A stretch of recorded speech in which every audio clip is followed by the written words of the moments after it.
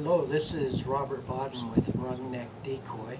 If you haven't heard about the concept of the WrungNeck Decoy, basically what it is it's a decoy that is separated into two pieces, got a big hole in the body, and that allows you to have a head that goes inside that is free to move.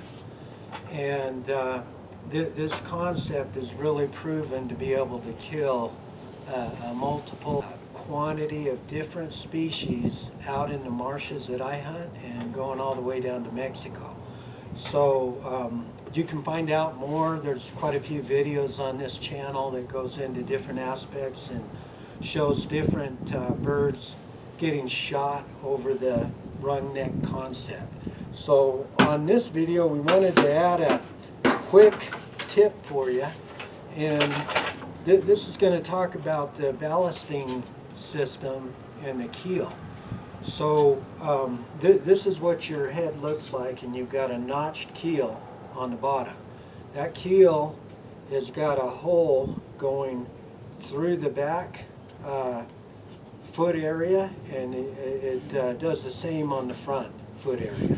And what that allows you to do is it allows you to take a 24-inch piece of bullet weight, and this is your, basically your, I call it the batteries to the system, where this is what keeps the head upright when it gets hit with a wave and needs to pop back up into the natural position. So this is what you have.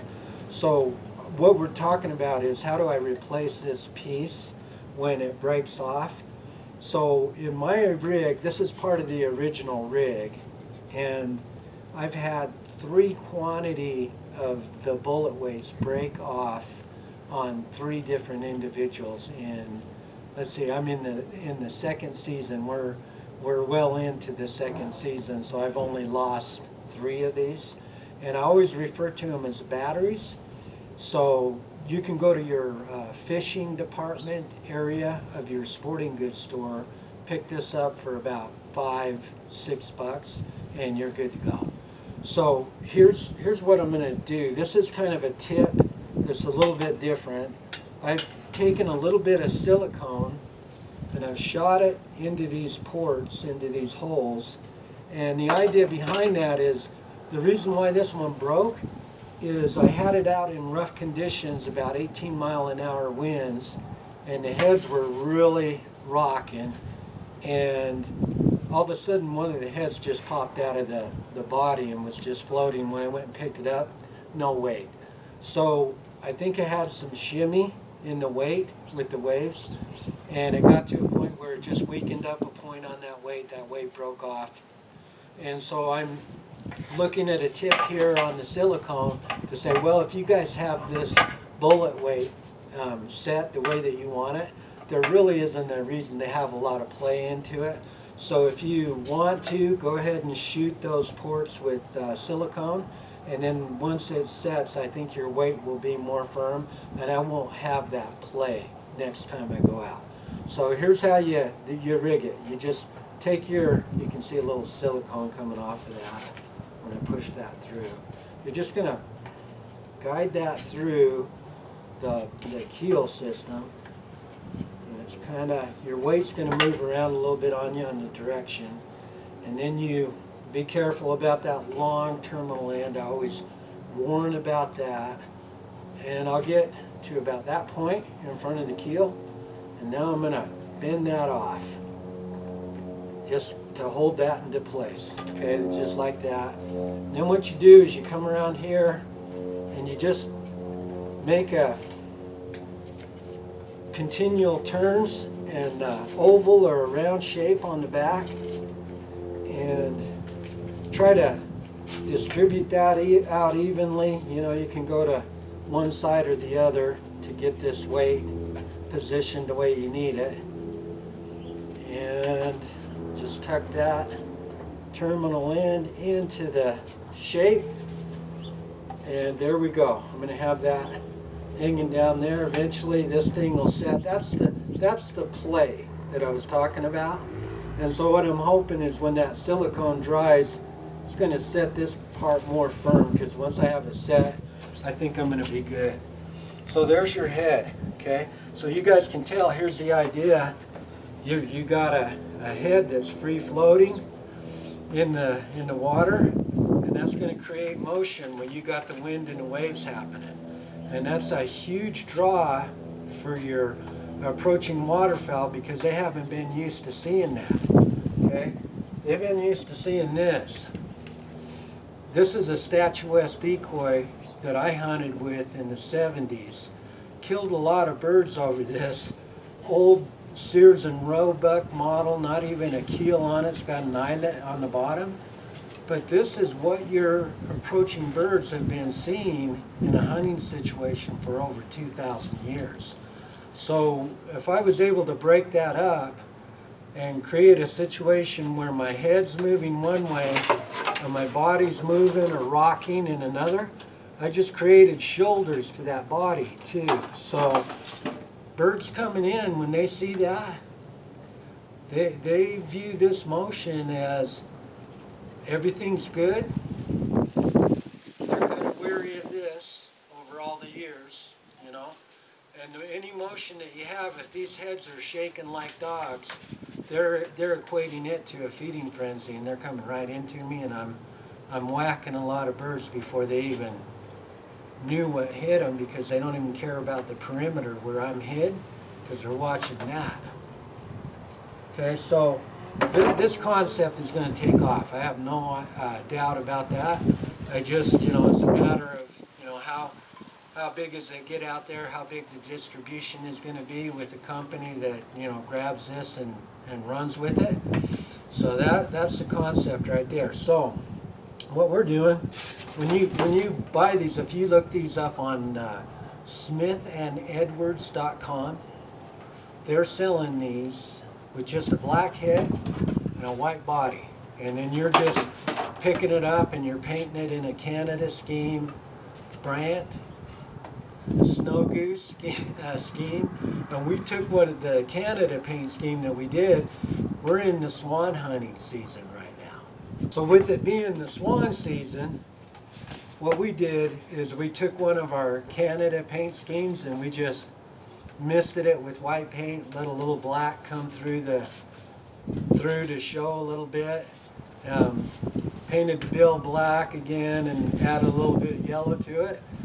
And we're going to go out and we're going to see, season to date, I think I'm ready to shoot my 11th different species. There's going to be a tundra swan over this.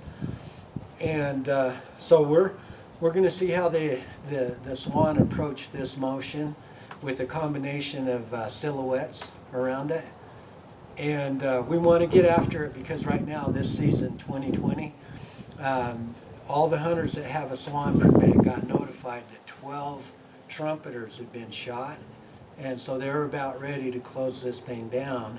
And that's kind of a bummer because I wanted to have more time to get late in the season, all the way up until December 13th to try to really pick out the swan that I wanted to get.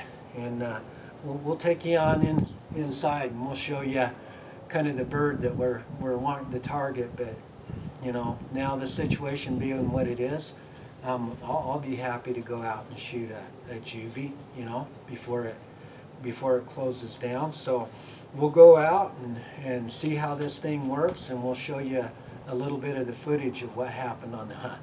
So thank you, everybody. All right, so this is what we're after, okay? Not completely, but you guys will get my drift. I got lucky one year and I was out going after the swan and I had my permit, and this guy flew over the top of me, and it's the first time ever that I've seen a marked bird when I pulled up to shoot. And so he had this collar. That collar was riding way back on the neck on the mount. I didn't want to mess up those feathers, so I got it up there. But a big banded tundra swan, and I was able to drop him, and that's the holy grail of trophies for me. But what I'm really hoping I was going to be able to do for the season this year is go after that size of a of a bird. That's about a 56 millimeter measurement on that bill when he got checked. And I just don't think I'm going to be able to do it, because 12 trumpeters dropped already, and we're, you know, not even mid-November, and these guys are going to evaluate it. As soon as they hit 20 trumpeters here in Utah, that's it. They're closing the season down. So I've got a buddy that has a tag. I have a tag. There's some other people that are asking me, hey, can we get out with you over the WrungNeck Decoy and try to bring in a tag for a friend of mine that has one that he's looking, and I'm more than willing to do that. You know, I'm not a guide by any means. You know, I'm just an amateur that likes to get out there and just have fun. And so, yeah, if I can help anybody ever get a Tundra Swan, just let me know out here in Utah, and I'd be glad to do it.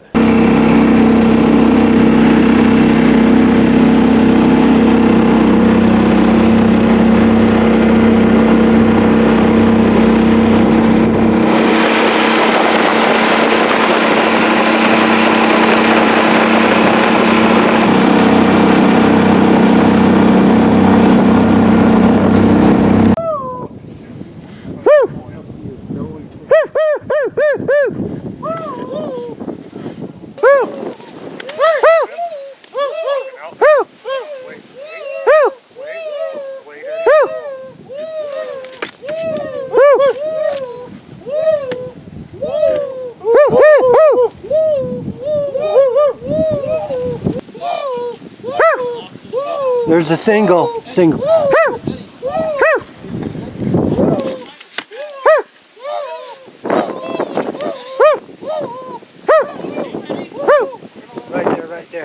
Right there. Let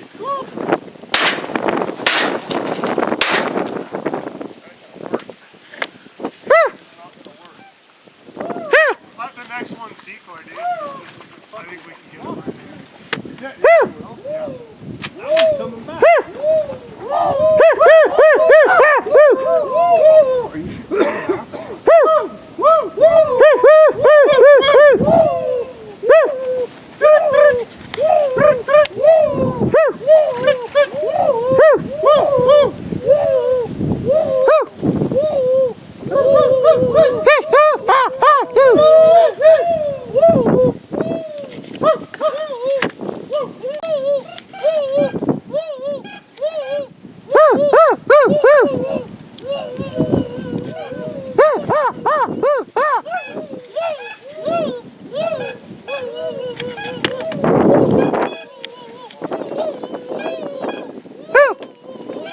Kill him. There you go! Good shot, and there's only one white in there. Nice job! He looked white to me. Nice job! Bob? Eddie, way to go, man. Thank God. That was nice. Now I don't have to hear it anymore. They came in good. Hey, my first one was great. Got excited, he looked fucking white to me.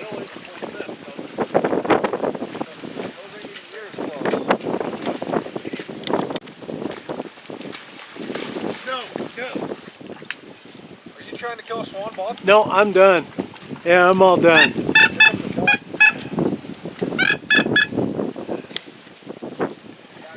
There you go, there you go. Kill him. It's a young bird, but that's okay. You shot it. Yeah, that's awesome.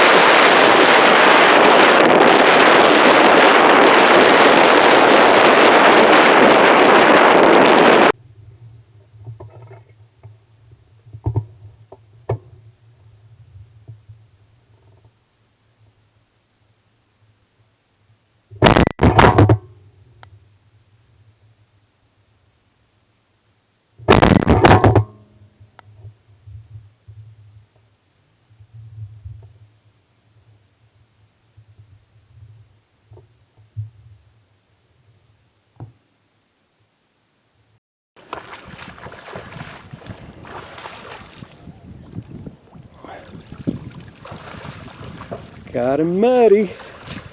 Nice. Wow. Congratulations, Todd. Thank you. That is, look at that guy. Wow. Good swan.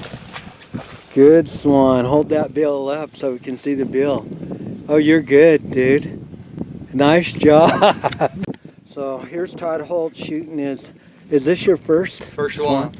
Beautiful. So they came over and did a couple of passes, and then we're out there. We've got WrungNeck Decoys all the way over on that side, and then we were trying to figure out if we could loop them over, and we did. So we got Todd's swan doing that, and then we got my swan. We're thinking we're done for the day on swans, because they reported up that several trumpeters had been hit already, and so we were thinking that this was the last afternoon. So we got our swan tags filled before the shutdown. So pretty cool. What'd you think of that? They come down, huh? They come down like a ton. Good shot, Todd. Thank you. You too. Wow.